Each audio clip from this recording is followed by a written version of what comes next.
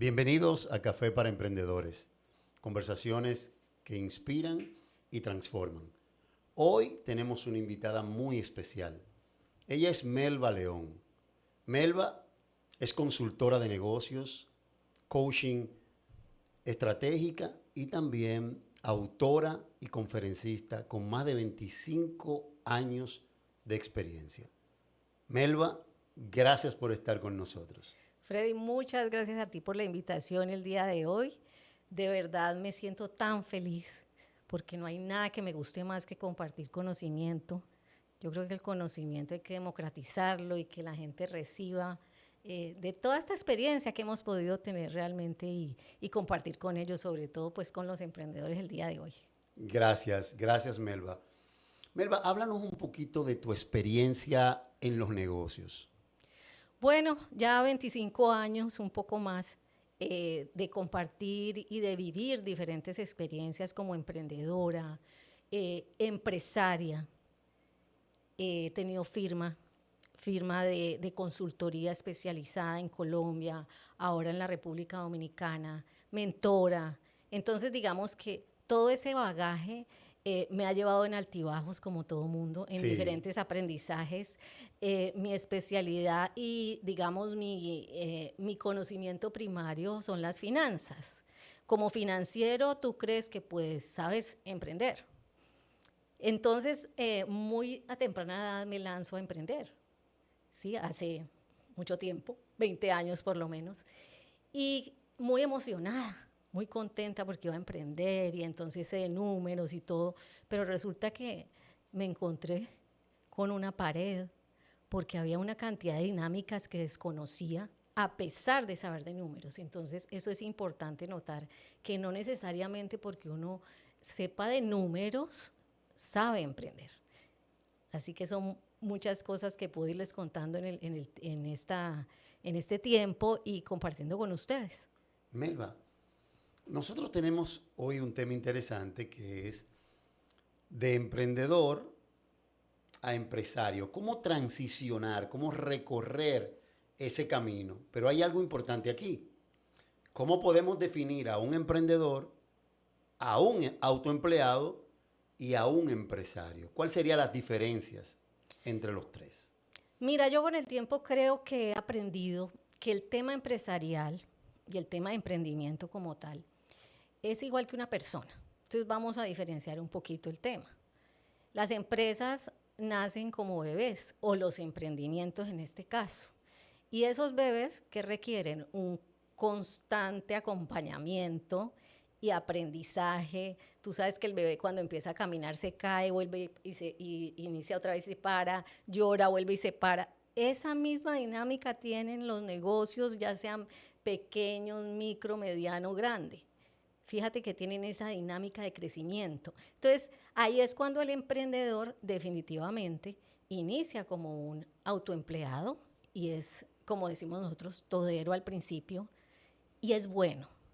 Porque es bueno al principio ser ese todero, porque es la persona que conoce su negocio de fondo, que aprende en ese caminar y en ese trasegar del negocio a profundidad de sus clientes, si lo sabe capitalizar. ¿Ok? Entonces, tanto va aprendiendo del mismo emprendimiento como va creciendo la empresa en tamaño, ¿cierto? Entonces, ahí es cuando, si él se afianza en esa dinámica inicial y comienza a comprender que la empresa va a ir teniendo un crecimiento, pero que su mente también va a tener ese crecimiento, entonces va a ir subiendo y escalonando hasta que va aprendiendo ya a ser un empresario. Quiere decir que un emprendedor inicia, un autoempleado ejecuta porque tiene que tomar lo que es, o el negocio depende de él, y ya en el ámbito empresarial o una empresa, un empresario, tiene un sistema donde ya el empresario no, o sea, la empresa no depende 100% del empresario, sino que tiene sistemas para que ella pueda seguir avanzando. Esa es la teoría y ese es el ideal. Pero sí nos encontramos empresarios autoempleados que todavía no sueltan su negocio. Y esa es la particularidad como autora, que escribe el libro Diseña tu libertad empresarial y que hoy muchos están viendo el tema de la libertad. Hay emprendedores como los jóvenes de hoy día, ¿no? Que trabajan las startups y arrancan con unos negocios que tienen un crecimiento asombroso de la noche a la mañana en menos de un año. Es increíble cómo a veces la tecnología permite eso. Otros no les pasa lo mismo, ¿cierto? Pero definitivamente cuando hablamos de crecimiento empresarial, la empresa, si tú entiendes que el emprendimiento arranca como un niño, pasa como un bebé, pasa a ser un niño, ya la empresa es preparándola para la adolescencia y de la adolescencia a la adultez en el tiempo. Así, cuando uno empieza a trabajar de esa forma, empieza a tener diferentes aprendizajes a escala y ahí es cuando tú te vas formando ya en un verdadero dueño de negocio primero y luego en un empresario. Que obviamente eso toma tiempo. Toma tiempo. Preparación, constancia, aprovechamiento de oportunidades. O sea, es como un conjunto de elementos para poder trascender o para poder seguir avanzando en el crecimiento en el ámbito de los negocios. Claro, los pensamientos son diferentes. Un emprendedor, por ejemplo, hablemos de cosas particulares. En el tema de los ingresos, el emprendedor piensa en ventas.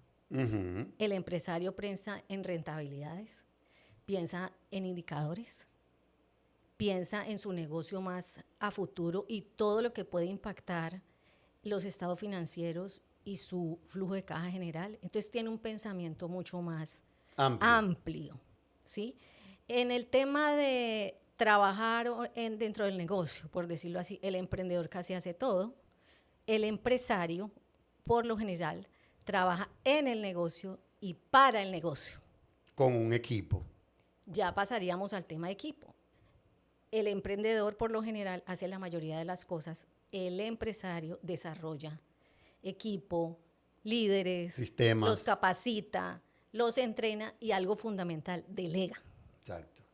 Ya el emprendedor también, por lo general, no tiene procesos, le cuesta mucho el entendimiento de los procesos, de crear toda una estructura donde va analizando su producto o su servicio para ir construyendo la base del sistema, como tú lo dices. Ahí surge una pregunta importante, es ¿cómo como emprendedores podríamos iniciar un negocio con bases sólidas? ¿Y cuáles son los errores más comunes que tú has visto al iniciar un emprendimiento? Bueno, vamos a hablar como de las dos temáticas. Hablemos de las bases sólidas. Entonces, para hablar de las bases sólidas, vamos a hablar de los temas empresariales, microempresariales en la República Dominicana, ¿sí? La República Dominicana, las MIPYMES son el 98% de la capacidad productiva de República Dominicana. Estamos hablando que casi un 1.8, 1.2 haciendo el cálculo general, son las grandes empresas. O sea que la mayoría de los recursos nacionales vienen realmente por las MIPYMES. Mira la gran diferencia, pero de ese 98%, el 39% de las MIPYMES genera empleo. ¿Cómo nos sorprendemos de ver esto? Ahí es donde encontramos que la mayoría de las pymes no están, las MIPYMES, microempresas, que son emprendedores, negocios, o no están formalizados, y de la cifra que te estoy hablando son los formalizados. Quiere decir que si solo el 38% genera empleo, del 98% que tiene la capacidad de emprender y de generar negocios en Dominicana, la mayoría no están generando empleo. Quiere decir que son autoempleados. Entonces, ¿por qué se da eso? Por las bases. Precisamente tu pregunta, las bases. Y yo quiero hablar de bases fundamentales cuando se va a iniciar un negocio, cuando tú de pronto eres un empleado y vas a pasar a ser un emprendedor. Entonces aquí es muy importante las bases y el manejo de 3 inteligencias. Mucha gente habla de este tema, pero he profundizado con 25 años de manejar empresarios, de trabajar con empresarios, de aprender de ellos, de ir en la línea de lo que está sucediendo hoy con el futuro, con la era digital, porque no me quedé en el pasado. Mi construcción es constante porque todo lo que aprendo es para ellos y por ellos, para los empresarios y los emprendedores. Entonces, ¿cuáles son las bases? 3 inteligencias. La intelectual. Es decir, el emprendedor sí debe mantener capacitado, debe estar actualizado, debe aprender de calidad, de su servicio, de su habilidad, de su producto. Debe conocer de finanzas, todo esto que estamos hablando aquí, debe de aprender todo lo que tenga que ver hoy día con lo digital, debe de aprender temas específicos. Eso es una parte fundamental en la inteligencia intelectual. Y ese es un IQ. Tú sabes que se mide el IQ intelectual de las personas, qué tanto sabe de lo que está ofreciendo y de lo que sabe hacer. Segundo, viene la inteligencia emocional. Y yo creo que esta es muy fuerte en la base de construir un emprendimiento. ¿Por qué? Porque tú debes manejar crisis y tú debes tolerar la incertidumbre. Esa parte es la más compleja. Las empresas no resisten la incertidumbre. Los empresarios, los emprendedores les cuesta mucho pasar esa barrera, sobre todo los que estaban acostumbrados a tener un ingreso fijo empresarial. Perdón, como empleados. Como empleado. Y luego viene la espiritual. La gente muchos no lo ven realmente como un tema de construcción de negocio permanente. Pero interesante esta inteligencia. Sí, y la palabra de Dios dice algo muy importante. Primero, Jesús, que el maestro de maestros, el que dejó el movimiento más grande que ha existido sobre toda la tierra, el que creó la red de expansión de este movimiento por los siglos de los siglos, porque todavía seguimos aprendiendo constantemente de ese sistema que creó. Mira qué interesante. Dice que él crecía en sabiduría, en estatura y en gracia. Quiere decir que él integraba las 3 inteligencias. Pero también la palabra dice que la sabiduría da su voz a la inteligencia. Si tú comprendes eso, hay una diferencia entre una inteligencia natural y la inteligencia espiritual. ¿Qué se requiere para esa inteligencia espiritual? Darse tiempo. Tiempo de calidad personal, tiempo de pensar, tiempo de reflexionar, tiempo de meditar. Y el día a día, la rapidez, la urgencia, el temor, es lo que menos hacen. Esas son las bases y por eso estoy segura que las empresas que se constituyen en Latinoamérica, el 50% cierran al primer año. Óyeme esta estadística. Esto es en Latinoamérica. En Latinoamérica, y podemos incluir en Latinoamérica, inclusive Centroamérica, que tiene un índice un poquito más alto, y a los 3 años no llegan sino el 20%. 20 o 30% de empresarios que se crearon en el año 1 no alcanzan el umbral de 3 años en Latinoamérica. Imagínate eso. Entonces, tú ves como base sólida la inteligencia intelectual. Un emprendedor no debe de dejar de crecer nunca. Nunca. La inteligencia emocional, aprender a manejar crisis y no dejar que las crisis nos gobiernen internamente. Exacto. Y la inteligencia espiritual, que tú la relacionas con el sacar tiempo para nosotros desarrollar el ser interior y no involucrarnos desde que abrimos nuestros ojos en la operación del día a día. Es poder tener un tiempo para nosotros forjar el hombre interior en nosotros. ¿A eso te refieres? A eso me refiero, y algo mucho más importante, como dice la palabra de Dios, buscad primeramente el reino de Dios y su justicia. Resulta que ese reino debe permearte internamente, y el reino es un gobierno. Y ese gobierno, al integrarlo a tu vida, tú empiezas a gobernarte. Y se requiere un gobierno interior para los avatares de emprender y tener que resistir los impuestos, la familia, los pagos de nómina, si es que tienes nómina, las ventas. O sea, son tantas situaciones a tu alrededor que tú requieres ese gobierno interior. Leí un libro hace poco. Uno de los escritores de este libro, llamado Raymond Sanso, él dice que los héroes de este siglo precisamente son los emprendedores. Y hay un punto aquí importante. ¿Por qué los héroes de este siglo, según este escritor, son los emprendedores? Precisamente por lo que usted dice. Todo lo que tienen que manejar, todas las responsabilidades y los riesgos que asumen, no solamente pensando en ellos, porque no es solamente para un individuo. Detrás de ese individuo hay una familia, detrás de ese individuo hay compromisos financieros, pero también hay un equipo que regularmente, aunque sea de una persona, de dos, de empleados o colaboradores directos o indirectos, porque siempre va a requerir de ayuda de alguien regularmente, también ellos impactan a otras personas. Y por eso él dice que el emprendedor termina siendo un héroe del siglo XXI. Es verdad, es un héroe porque ya él es el escudo de todo. Él es el que tiene que atender finalmente cartera, pagos, crear ideas, estrategias y a veces, en la mayoría de los casos, operar el negocio también. Sí. ¿Sí? Entonces, es demasiado. Y aparte de eso, pues generar ese ingreso personal y el ingreso familiar. Exacto. Entonces, es demasiado si tú no tomas tiempo para el descanso, para pensar, para reposar.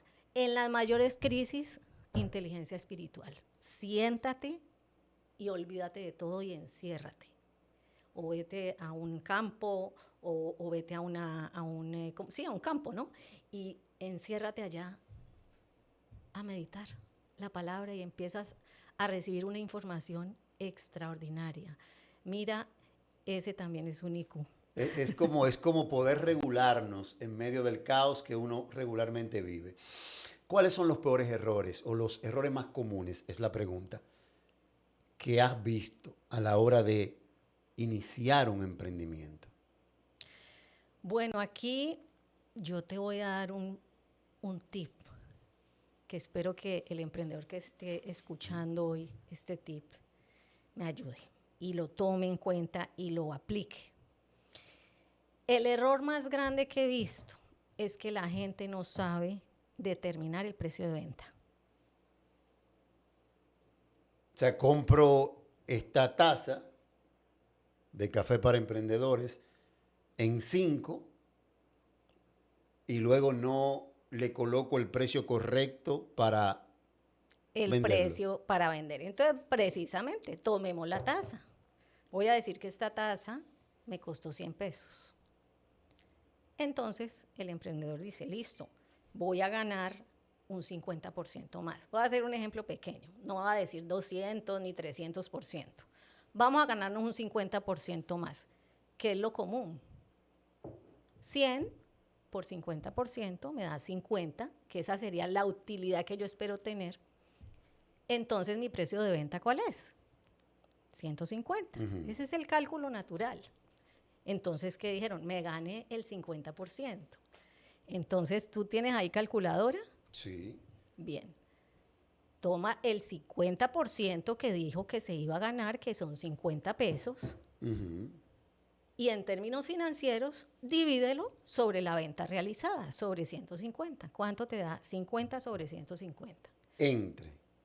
Entre, dividirlo, porque estamos sacando el porcentaje de tu utilidad que tú determinaste.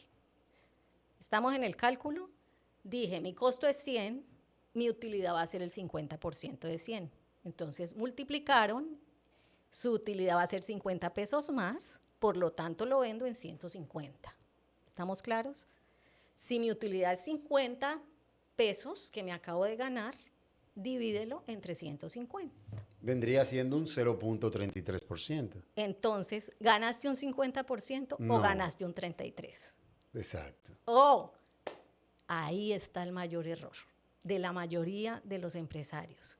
Calculan mal el precio de venta, hablando de artículos. Entonces, en servicios. En servicios hay otras características, pero también vete por esa línea. Todos estos son mis costos y yo le voy a aumentar un 30, 40, 50%. Pero lo están tomando sobre la base del costo. Esa no es la fórmula. Porque ahí es el mayor error. Es decir, yo pensé que si lo compré en 100 y me gané 50, ese 50 lo voy a distribuir en otros costos que voy a tener, en otros gastos de administración y de ventas, y me queda un 10, un 8% final. Pero resulta que al hacer mal el cálculo, tú ya te estás comiendo de la utilidad. ¿Cuánto? Si no va a ser un 50%, sino un 33%, me lo acabas de decir. ¿Cuánto te comiste? El 17% y ni siquiera has arrancado el resto de gastos. Mira la cosa, cómo se da uno cuenta que la gente no sabe calcular el precio de venta. Tal vez podríamos hacer un ejercicio un poquito diferente para que no fuera como tan exacto así. Vamos a hacerlo al doble. 100 pesos me costó, voy a venderlo al doble. O sea, le voy a incluir el 100%, ¿cierto? Entonces lo voy a vender en 200 pesos. Me gana el 100%. Ahora toma los 100 pesos y divídelos en 200. Entre 200. ¿Cuánto te da? 50%. Nunca te ganaste los 100%, te ganaste un 50%. Uy, no, pero no entiendo, ¿cómo así? Estoy perdido. Ahí es donde se pierde la mayoría. Alguien dijo, con respecto a eso, Melba, saber comprar, pero también saber colocarle el precio a aquello que he comprado para luego colocarlo en la mano de quien requiere el producto, cuando estamos hablando de un producto como tal. Y saben que les voy a dejar la fórmula para que tú se las compartas en la descripción del podcast, y la fórmula es la siguiente. El costo más, abro paréntesis, ¿sí? 1 menos lo que yo me quiero ganar. Allí sí te va a dar el valor exacto. Vamos a definir esa fórmula y vamos a hacer el ejemplo de los famosos 150 que estábamos hablando ahora. Tomé los 100 pesos de costo, ¿cierto? Más, abro paréntesis, 1 menos el 50% que yo me quiero ganar. El precio de venta te va a dar 200 pesos. Ahí te ganaste el 50%. Ahí te lo ganaste exacto. Y de pronto usted me dice, es que estamos aquí como sin tener cifras y en el tablero. Pero haga este ejercicio despacio, se lo voy a compartir por escrito en la descripción. Haga usted, tome un solo ejemplo, repáselo, le doy la fórmula y usted va a ver el error tan grande que se comete al determinar los precios de venta. Y tú mismo estás asombrado. Sí, claro. Fíjate, Melba, hay un punto interesante, ya que tú nos hablas de la colocación de los precios, a cómo colocar precios de manera correcta, porque es uno de los errores que tú ves regularmente, pero hay mucha información. Estamos en un tiempo donde en la era de la información donde el conocimiento abunda. Desconocemos muchas cosas, pero no porque no exista la información quizás a un clic. Entonces, ¿cómo nosotros como emprendedores, los emprendedores, podemos aprovechar el conocimiento que sí necesariamente estamos necesitando? Bueno, esa parte es también muy interesante. Nosotros estamos en la era del conocimiento y de la información, de las academias, hay exceso de información. Exacto. Y volvamos a la palabra. Dice que en los últimos tiempos el conocimiento iba a abundar. O sea que el problema no es falta de información. La información existe. Lo importante es, ¿qué hago con esta información? ¿Cuál es la que realmente me sirve a mí dentro de mi proyecto de negocio? ¿Y qué tan rápido la voy a aplicar? ¿A qué velocidad la aplico en mi negocio? Porque ¿qué nos ganamos con aprender cursos que nunca los aplicamos en el negocio? O cursos que no necesita mi negocio ahora. Se pierde tiempo, te estresas, te comparas con todo el mundo, terminas la cabeza así, viendo videos, y ya no sabes qué aplicar. Para. Ahí es donde viene la inteligencia emocional. Para. ¿Qué necesito? ¿Qué conocimiento voy a tomar? De ese conocimiento, ¿qué puedo aplicar esta semana que me dé resultado? No es solamente el conocimiento, sino ejecutarlo. Ejecutarlo a velocidad. ¿Y por qué a velocidad? Y les voy a contar esto. Estuve estudiando las 6 conferencias más importantes a nivel mundial para emprendedores latinoamericanos. Que estamos hablando del Foro Económico Mundial, de Harvard en Canadá. Bueno, 5 grandes conferencias. Y una de las cosas más importantes que dijeron, la globalización cambió. Estamos en un momento donde el empresario y el emprendedor debe manejar crisis, ¿sí? Y estamos en una era de gran velocidad, lo que requiere rediseño rápido y constante. La gente cree que puede revisar negocios y mirar a ver cómo me está yendo en mi empresa o en mi negocio, en mi emprendimiento, cada 6 meses y cada año. Eso lo hacíamos antes en la globalización y cuando no íbamos en esta aceleración. Ahora es cada semana o cada 15 días. Si tú te demoras en esas decisiones, entonces ahí es cuando empiezas a alejarte de la competencia, a que ya te vienes a dar cuenta que estás perdiendo dinero cuando menos pensaste, ya no tienes empresa. Entonces es muy importante seleccionar lo que voy a aprender que requiera realmente mi negocio. Y aquí me preocupa mucho el tema de lo que es el marketing digital y la misma IA. Exceso de información, tú ves cantidades de videos que todo es muy fácil, ¿no? Hunda aquí y ya, le salieron todas las redes sociales del año. Falso. Eso requiere un conocimiento adicional y tú no te puedes meter en todo. Hay gente que dentro de sus componentes, primero no sabe definir el cliente, su nicho real, y si ese cliente está dispuesto a pagar lo que vale tu producto. Y como no lo saben definir, y si el cliente que escogieron sí va a pagar lo que vale tu producto realmente, entonces utilizan el marketing equivocado y traen cualquier público, y eso hacen, lanzan marketing para todos lados, como digo yo, tirando perdigones a ver a qué le pego, pero no terminan trayendo los clientes correctos. Hay un desgaste emocional, físico, con redes, pierden dinero.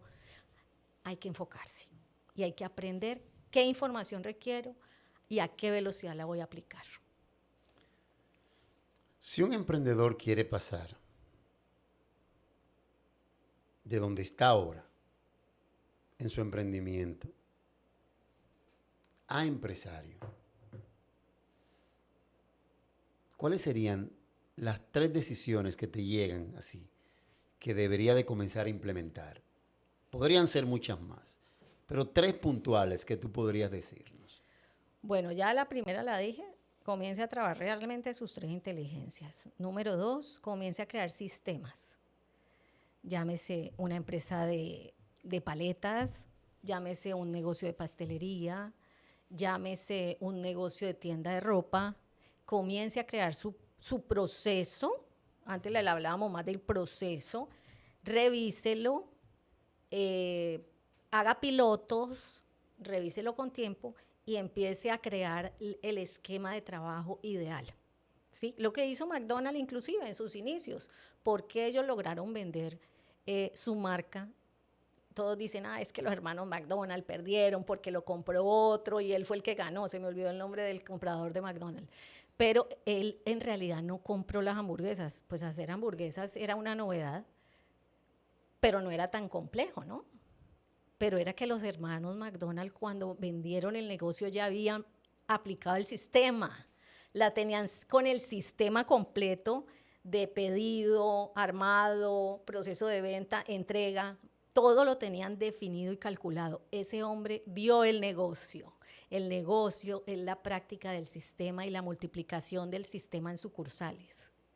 El negocio no era vender hamburguesas, era que la multiplicación del negocio por el sistema creaba una rentabilidad, porque el alimento, tú sabes que los alimentos crean muy buena rentabilidad, y lo voy a poder multiplicar. Y así creó el emporio que tiene. Él vio el negocio diferente, fíjate. Entonces los sistemas son muy importantes. Y número 3, una cosa es vender y otra cosa es negociar.